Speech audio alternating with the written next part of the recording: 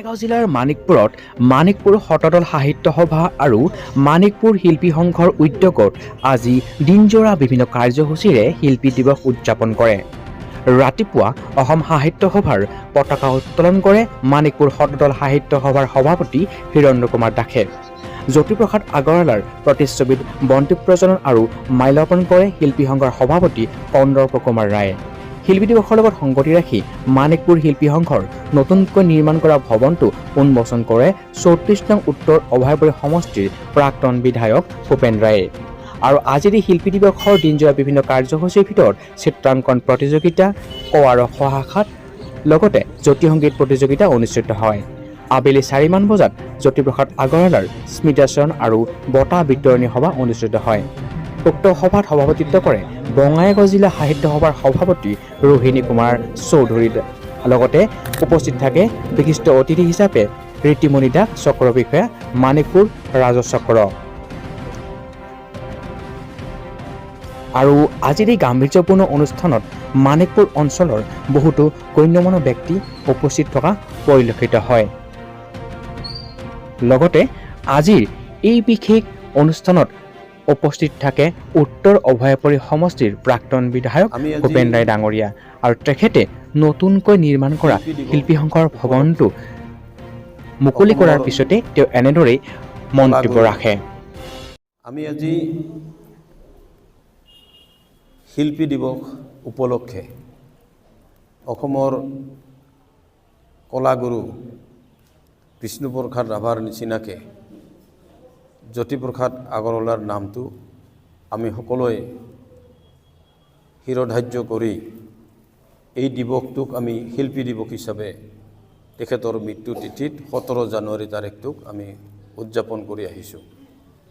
সেইমতে 1903 চনত জন্মগ্ৰহণ কৰা জ্যোতিপ্ৰসাদ আগৰৱালাদেৱ তেখেত খুব কম বয়সতে আমাৰ মাজৰ পৰা গুচি গৈছে 1951 চনত।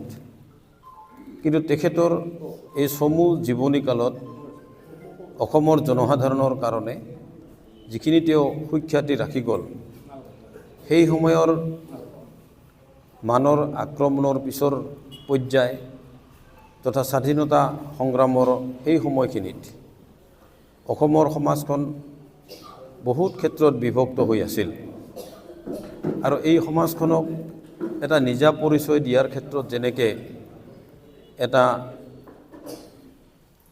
আন্দোলন গঢ়ি তোলাৰ নিচিনাকৈ ব্যক্তিগত প্ৰচেষ্টাত আমাৰ সমাজখনক জ্যোতিপ্ৰসাদ আগৰৱালাদেৱে বহুখিনি ক্ষেত্ৰত আগবঢ়াই লৈ গৈছিল।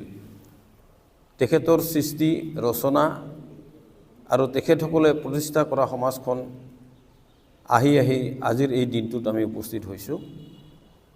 তেখেতসকল আমাৰ মাজত নাই, কিন্তু ভাৰতবৰ্ষ সময়ৰ গতিত যেতিয়া স্বাধীনতা লাভ কৰিলে তাৰ পিছৰ পৰ্যায়ত আমাৰ সমাজখনক একত্ৰিত কৰাৰ পূৰ্বৰ যিখিনি কাম তেখেতসকলে কৰি থৈ গৈছিল। আৰু আজি আমি অসমীয়া হিচাপে অসমত বসবাস কৰা এই ব্ৰহ্মপুত্ৰ আৰু পাহাৰত যিসকল আমি জনগোষ্ঠীৰ লোক বসবাস কৰি আছোঁ, বিশেষকৈ বিভিন্ন জাতি, বিভিন্ন ভাষা, বিভিন্ন ধৰ্ম আৰু বিভিন্ন কলা সংস্কৃতিৰ সমন্বয়ত গঢ়ি উঠা বৃহত্তৰ অসমীয়া জাতি আৰু এই জাতি গঠনৰ প্ৰক্ৰিয়াত বিশেষকৈ আমাৰ জ্যোতিপ্ৰসাদ আগৰৱালাদেৱৰ অৰিহণাও যথেষ্ট।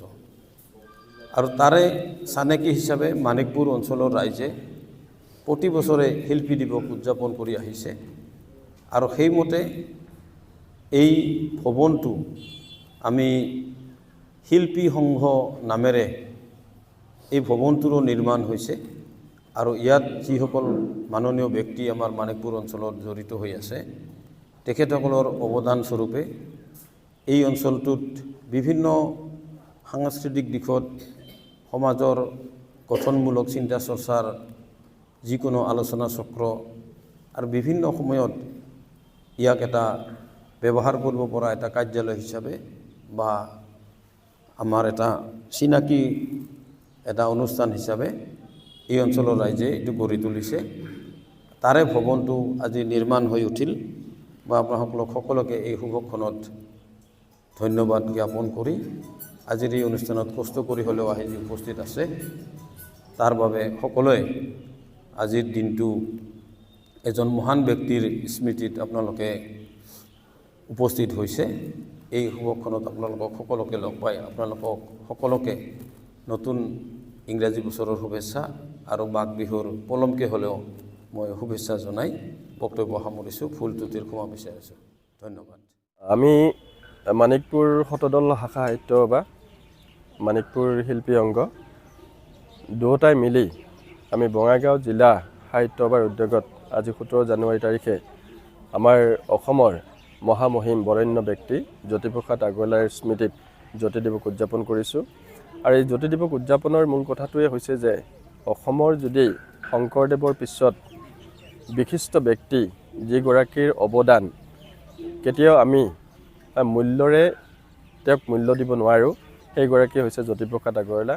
জ্যোতিপ্ৰসাদ আগৰৱালাই অসমখনক সৰ্বাংগ সুন্দৰ কৰি গঢ়াৰ নিমিত্তে অসমখনৰ হৈ বহু কাম কৰি গৈছে। তেখেতে একেধাৰে সাহিত্যিক, কবি, গীতিকাৰ, লগতে অসমৰ প্ৰথমখন চলচ্চিত্ৰ তেখেতে নিৰ্মাণ কৰিছিল। মুঠৰ ওপৰত সৰ্বদিশত যাতে অসমক এখন অগ্ৰণী জাতি বা অগ্ৰণী অসম হিচাপে গঢ়ি তুলিব পাৰে সেই বিষয়ে জ্যোতিপ্ৰসাদ আগৰৱালাই আমাক পৌৰায় থৈ গৈছে। গীত, সাহিত্য, কলা এই আটাইবোৰ দিশতে যিখিনি অৱদান আগবঢ়াই গৈছে সেইখিনি যাতে আমি আমাৰ নৱপ্ৰজন্মক আমি চিনাকি কৰি দিব পাৰোঁ, তাৰ কাৰণে আমি এই অনুষ্ঠানটো অনুষ্ঠিত কৰিবলৈ লৈছোঁ। আৰু মই প্ৰথমতে আপোনালোকৰ চেনেলৰ যোগেদি আজিৰ এজন মহান ব্যক্তি অসমৰ জ্যোতিপ্ৰসাদ আগৰৱালাৰ মৃত্যু তিথিত মই অসমবাসী ৰাইজক শুভেচ্ছা জ্ঞাপন কৰিছোঁ। তেখেতৰ আদৰ্শৰে আমাৰ জাতিটো আগবাঢ়ি যোৱাটো আমি বিচাৰোঁ। সাংস্কৃতিক ক্ষেত্ৰখনত তেখেতসকলে যিখিনি অৱদান আগবঢ়ালে এই অৱদানক আমি আৰ্হি কৰি আমাৰ সমাজখন একত্ৰিত হৈ তেখেতৰ আদৰ্শক যাতে আগুৱাই নিব পাৰোঁ তাৰে কামনা কৰিছোঁ। ধন্যবাদ। এই জ্যোতি দিৱস ডক্টৰ জ্যোতিপ্ৰসাদ আগৰৱালাৰ পবিত্ৰ স্মৃতি দিৱস। অসমৰ ৰাইজে জানে যে মহাপুৰুষ শ্ৰীমন্ত শংকৰদেৱৰ বৈজ্ঞানিক দৰ্শন আৰু লক্ষ্মীনাথ বেজবৰুৱাৰ দেশাত্মবোধৰ আদৰ্শৰে জ্যোতিপ্ৰসাদ আগৰৱালাই তেখেতৰ সৃষ্টিকৰ্ম আগবঢ়াইছিল।